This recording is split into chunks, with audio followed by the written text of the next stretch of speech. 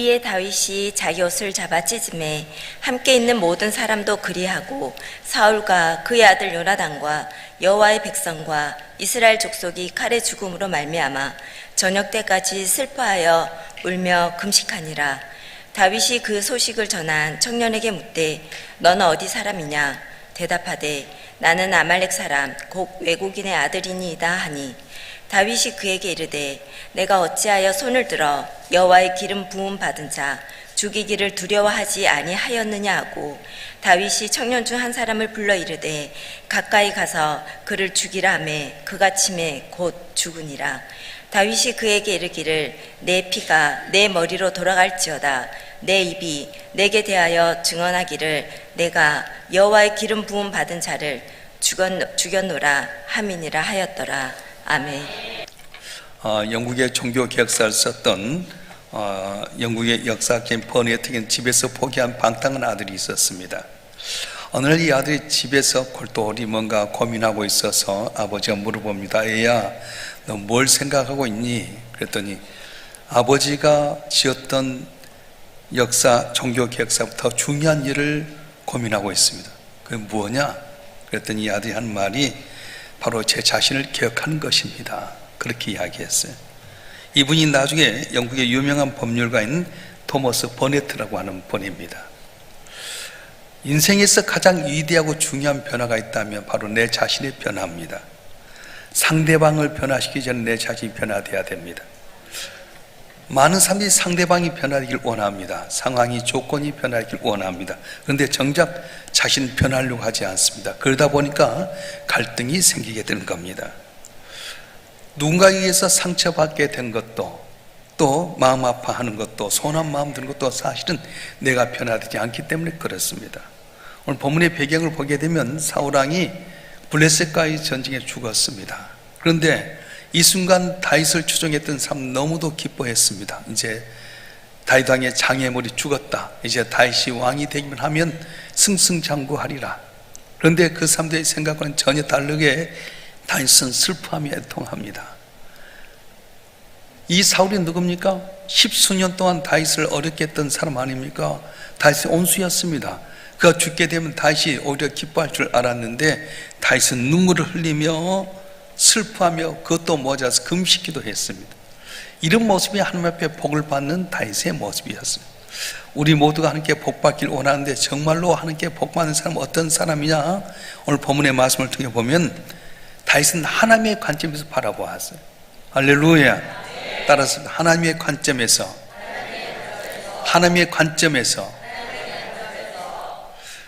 다윗이 엔게디 황무지에 있을 때 사울왕이 3,000명의 군사를 이끌고 와서 다윗을 찼습니다. 그런데 이 다윗을 추격했던 사람들이 다 이제 잡고 있는데 다윗과 함께 도망갔던 사람이 엔게디 동굴 안에 숨어 있었어요. 사람이 급하면 또 이제 응하를 해야 되잖아. 이를 보기 위해서 굴 안에 들어갔는데 다윗의 추종자를 말합니다. 지금 사울왕 당신의 온수가 이곳에 들어왔습니다. 죽이면 당신은 형통합니다. 그런데 다윗이 뭐라고 말합니까? 하나님께 기름 부은 종을 손대는 건 좋지 않다.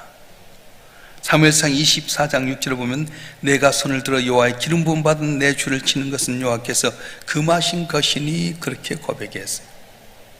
사람의 생각에는 사울왕을 죽이면 내 장애물이 살아서 좋을 줄 알았는데 다윗은 누구의 관점에서 봤냐? 하나님의 관점 봤다는 것입니다. 자기 입장만 생각하면 분명히 사울왕은 지금 죽일 수 있습니다. 죽이면 내 길 평탄하고 좋을 수 있습니다. 그런데 다윗은 하나님의 관점에서 봤다는 거예요. 그렇기 때문에 사울왕이 분명히 자기에게 두려운 존재고 제거될 존재였음에도 불구하고 하나님께서 그를 왕으로 세웠기 때문에 하나님의 관점에서 바라보면서 그를 살려주게 되게 됩니다. 대부분의 사람들은 자기가 정적인 사람을 보게 되면 그가 망하길 원하고 그가 잘못되면 속이 시원하게 될 줄 시원하게 생각할 때가 많습니다. 그런데 많은 사람들이 잘된 사람을 바라보면서 시기하고 질투한 이유가 뭔지 아세요? 내가 성공할 자신이 없기 때문이 아니라 나도 성공할 수 있다는 것 때문에 두려워할 때가 있다는 겁니다. 왜 그러냐? 내도 성공하게 되면 저렇게 시기 질투할 수 있는 대상이 될 수 있기 때문에 오히려 남이 잘 되는 거 바라보면서 시기 질투하는 것은 뭐냐면 나는 될 수 없어서가 아니라 내가 됐을 때의 일을 생각하는 거예요. 여러분, 세상이 말하는 성공이 무엇입니까? 더 좋은 집에서 더 좋은 차를 타고 물질을 얻고 권력을 얻고 사람들이 갖지 못한 많은 힘을 얻으면 성공한다고 생각합니다. 그런데 여러분, 진정한 성공이 어디 있습니까? 하나님의 관점에서 바라보면 성공이 과연 그것이 성공일까요? 시편 73편에 보게 되면 아삽의 시비가 나오는데 아삽은 의로운 자였습니다. 하나님의 뜻대로 살아가는데 자기는 점차 어려운데도 불구하고 악한 일을 감당했던 사람, 잘 되는 걸 바라보면서 그가 참 힘들어합니다. 자, 누가 성공한 사람입니까? 아삽이 성공한 사람입니까? 아니면 악인들이 성공한 사람입니까? 아삽은 도저히 여기서 이해할 수가 없었어요. 하나님 잘 믿었는데도 불구하고 나는 안 되고 실패하고 고통 가운데 있는데 악한 사람이 잘 되다 보니까 이해가 안 되는 겁니다. 자, 그런데 이 아삽이 깨닫는 거 있었어요. 시편 73편 17절 말씀 한번 읽어보겠습니다. 시편 73편 17절 말씀입니다.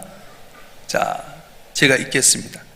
하나님의 성소에 들어갈 때야 저희 결국을 내가 깨달았나이다. 하나님의 성소에 들어갈 때야 저희 결국을 내가 깨달았나이다. 일상적인 생활 가운데서 보니까 악한 사람이 잘 되는 것, 나는 안 되는 거 보면서 불평하고 원망했다며 성전에 들어갔을 때야 비로소 깨닫게 되었다. 뭐냐? 진짜로 성공한 것은 하나님과 함께하는 것이라는 걸 알았어요. 할렐루야. 그래서 아삽은 이렇게 고백합니다. 시편 13편 25절 26절에 보게 되면 다 같이 한번 읽겠습니다. 시작. 하늘에선 주의 누가 내게 있으리요 땅에선 주밖에 내가 사모하리 없나이다. 내 육체와 마음은 쇠약하나 내 마음의 반석이시요 영원한 분기시시라. 아멘. 하늘에선 주의 누가 내게 있으리요 땅에선 주밖에 내가 사모할 리가 없습니다. 그렇게 고백했어요.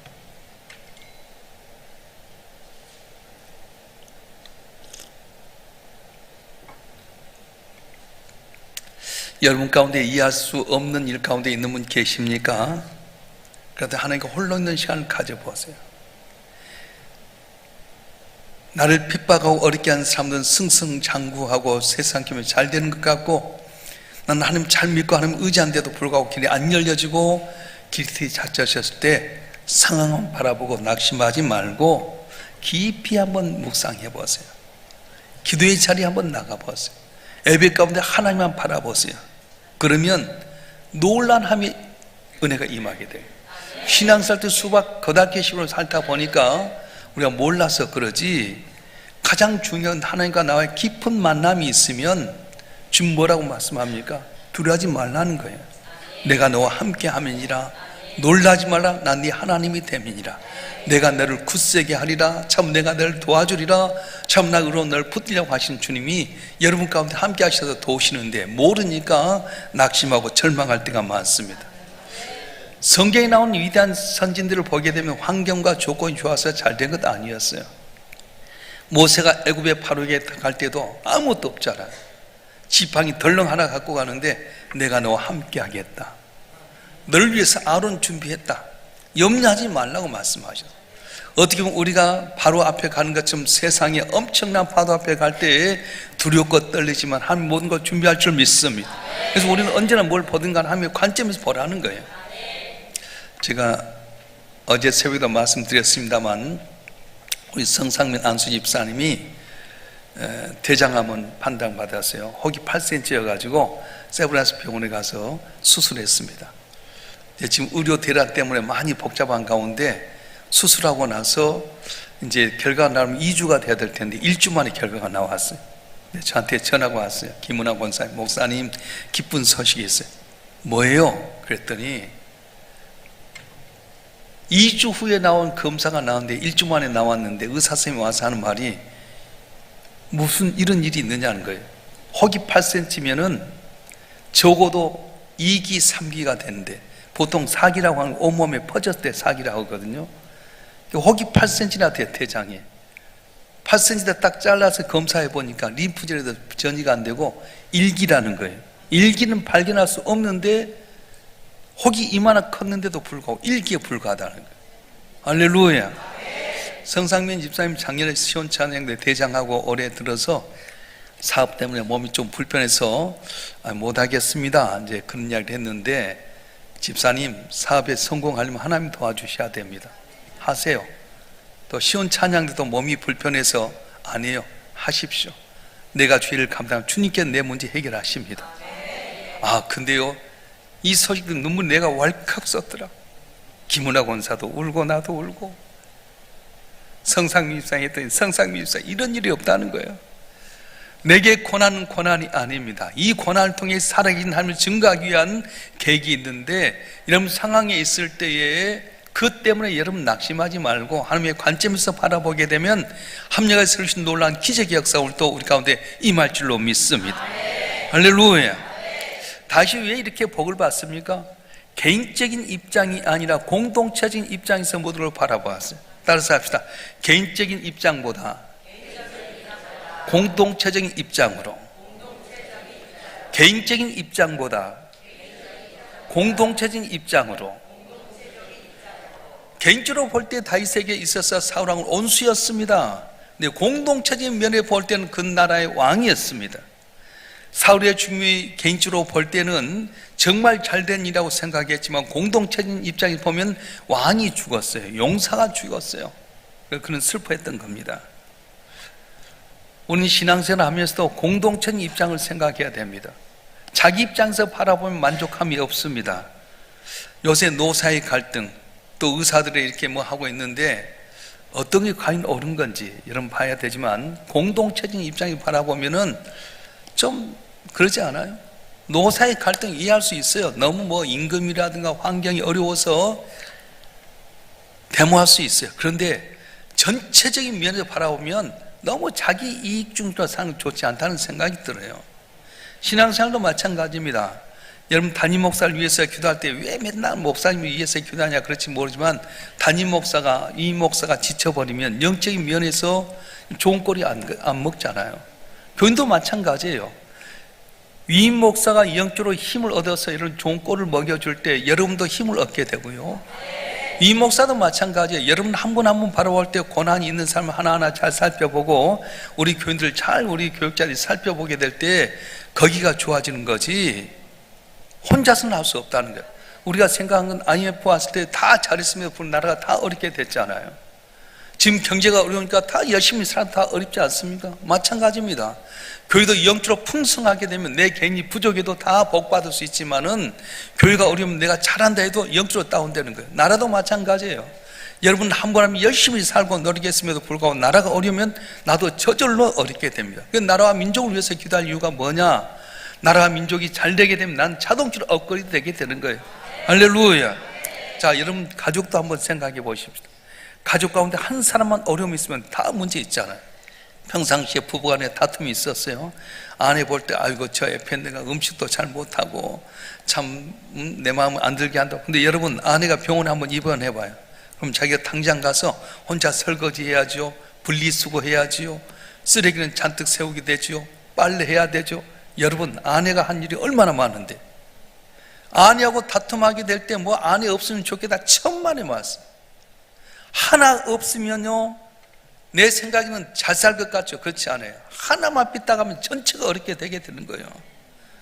그래서 우리 성도들은 결국 공동체적인 입장에서 떠나서는 교회 신앙생활하기 어렵습니다. 뭐 이게 힘쓰라고 한 이유가 뭐냐면, 같이 모여서 기도하기 때 성령 우리 가운데 전체 임해서 복을 받게 되고 영향을 끼치게 되는데, 혼자 흩어지게 되면은 개인만 생각하면은 은혜가 없게 된다는 것입니다.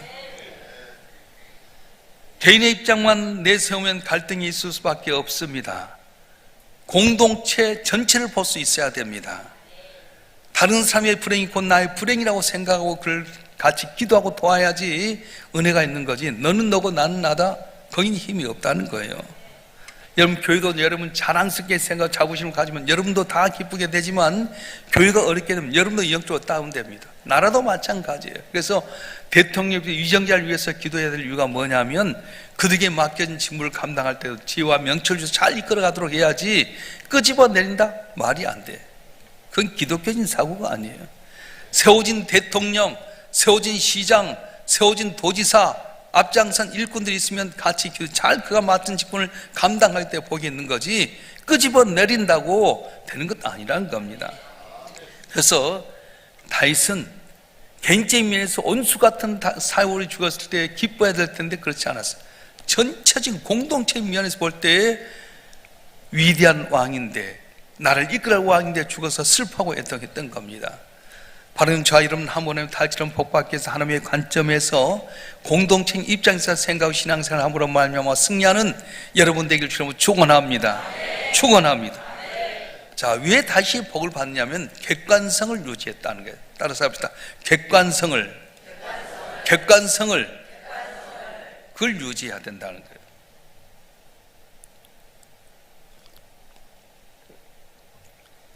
오늘 본문에 이어진 사무엘하 1장 19절 말씀 한번 볼까요? 사무엘하 1장 19절 시작. 이스라엘아 내 영광이 산 위에서 죽임을 당하였도다. 오라 두 용사가 엎드러졌도다. 사울과 요나단의 죽음에 대해서 다윗이 불렀던 애가였어요.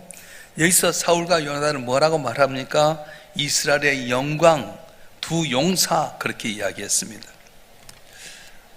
사실 대부분의 사람들이 권력을 잡으면 전임자를 끄집어 내리는 것이 원칙입니다.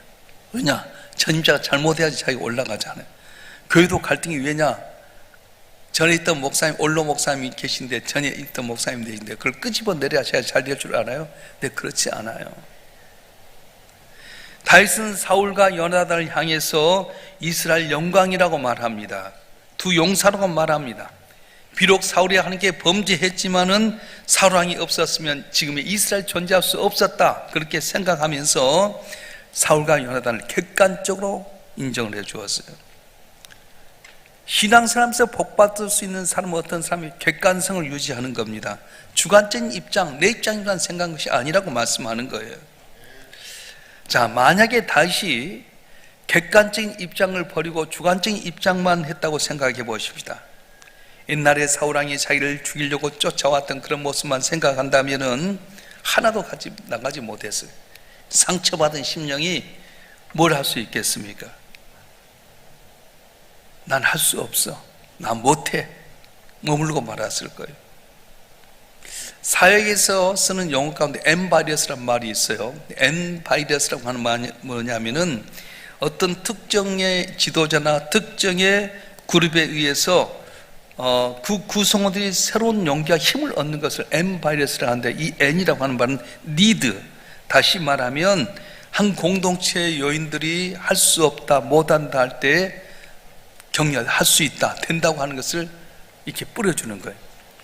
이스라엘 백성들이 가나안 땅을 정탐하고 돌아서 10명의 정탐꾼들이 우리는 할 수 없다, 못한다, 그는 안악자손이다, 키가 큰 자다, 그들은 가진 무기가 든든하고 여리고성이 있었고 그들 앞에 메뚜기와 같다 할 때 갈렙이 뭐라고 말합니까? 아니다, 하나님 우리와 함께하면 그는 우리의 밥이다, 할 수 있다고 하는 것이 바로 엠바이러스를 갖는 사람이라는 거예요. 여러분, 우리가 사람을 볼 때 또 뭘 볼 때 보는 방법이 달라져야 됩니다. 뭐가 달라야 됩니까? 주관적인 입장에서 너무 집착하게 되면 피해의식에 살게 되는 거예요. 교회 안에서 볼 때도요, 여러분 너무 내 입장에서만 바라보면은 피해의식이 있습니다. 내 마음에 맞지 않는 사람이라 할지라도 저분은 내게 도움이 될 수 있어, 내가 도와야지, 그렇게 하면 전체가 변화되는데 교회에서 끼리끼리 놀면 어려워요. 우리끼리만 그러면은 주관적인 입장에서 하면 거의 복을 못 받아요. 우리는 객관적인 입장을 가져요. 우리는 다 공동체다. 할 수 없음에도 불구하고 내가 하면 도와주면 할 수 있다, 그런 것을 하게 되면 놀라운 변화가 일어난다고 말씀하는 겁니다. 그래서 다윗은 사울왕이 죽었을 때 그 가문을 위해서 기도하고 요나단의 자녀 가운데서 남은 자가 누구냐? 그래서 무비보셋이라고 하는 아들을 데려다가 왕자처럼 그렇게 먹여 살려. 그래서 나중에 멀리 내다보니까 어떻게 된 겁니까? 나라가 두 동강이 나눠지게 될 때 바로 베냐민 지파, 사울의 지파가 다윗의 편에 있어서 남쪽 유다라고 하는 나라를 세우게 되고 나머지 10지파가 반란을 해서 북쪽 이스라엘 세우게 되는데 북쪽 이스라엘은 얼마 되지 못해서 그냥 아수리에 망하고 말았어요. 근데 남쪽 유다는 더 오래가고 BC 587년에 바빌론 망하지만은 그때 그들이 포로로 갔다 돌아온 자, 남은 자가 됐다고 하는 겁니다. 많은 사람들은 말합니다. 정치계가 변화돼야 된다, 교육계가 변화돼야 된다, 종교계가 변화해야 된다고 말씀합니다. 맞습니다. 변화돼야 됩니다. 근데 그것보다 먼저 해야 될 게 뭐냐면 내 자신이 변화돼야 된다는 거예요.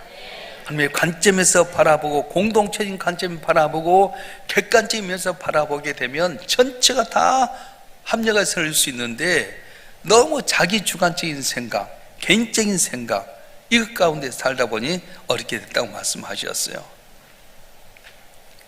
어떤 꼬마가 토마토를 먹을 때마다 케찹에다 이 토마토를 찍어 먹었어요. 그래서 아빠가 야, 너 토마토를 먹는데 왜 토마토 케찹에다 찍어 먹니? 그랬더니 하는 말이 아빠는 왜 고추 먹을 때 고추장에 찍어 먹어요? 그러더라는 거예요. 자기 생각이 빠지면 다 그렇게 되는 거예요. 자, 여러분 한 분 한 분이 함께 복 받기를 원하십니까? 그렇다면 모든 걸 하나님의 관점에 바라보면 여러분 되길 주님 축원합니다. 내 개인의 입장에서 생각보다 우리 공동체적인 입장에서 생각하고요, 내 주관적인 면에서 판단하기보다는 객관적인 면에서 판단하면서 살아가게 될 때 다윗에게 주셨던 놀라운 은혜와 복을 우리에게도 주실 줄로 믿습니다. 주실 줄로 믿습니다.